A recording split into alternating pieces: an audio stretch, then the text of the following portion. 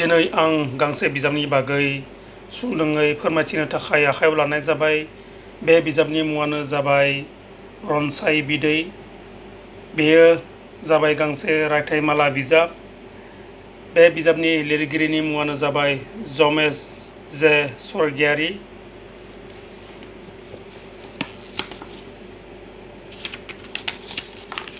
बे बिजाबनि गिबि फोसावनाय मार्च 2024। फोसावगिरि अन्जना रामसियारि। बिजाबनि बेसेनानो जाबाय 100 रां।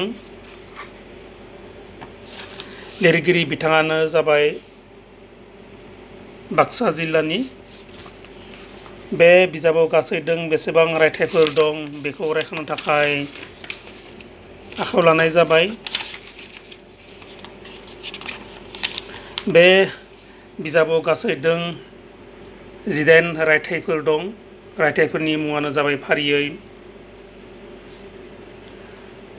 सैथोनि रोदा, बाथौ धोरोमनि गुरु सिबिनाय, लाइजाम मुगा आरो गुगोल मेपआव आंनि गामि, समाज जारिमिन आरो बर'फोर, माहारि थावनि राजथावनि, बर' बिजों फोथांना लाखिनायाव आइजो नों, लिमारिकनि रायजोआव रैदोमनि आगान,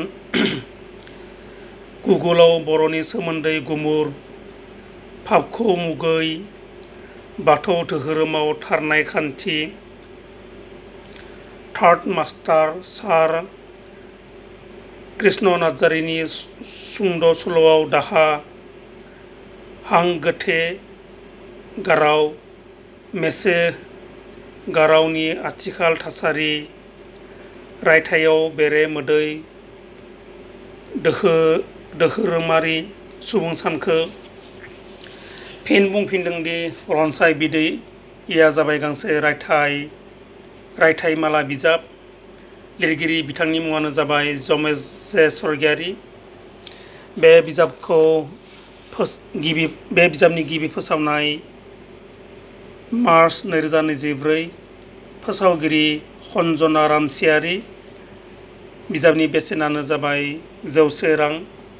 मिजिंथिबायदि बिथां जमेश जे स्वर्गियारिनि बे रनसाय बिदै रायथाइमाला बिजाबखौ बयबो अनसायगोन आरो अनसायनानै बिथांखौ आरोबाव गोदान बिजाब सोरजिनायाव थुलुंगा होगोन। मिजिंथिबायदि बिथां जमेश जे स्वर्गियारिनिफ्राय बेबायदिनो आरोबाव बिजाब सोरजिनाय फरायनो मोनगोन।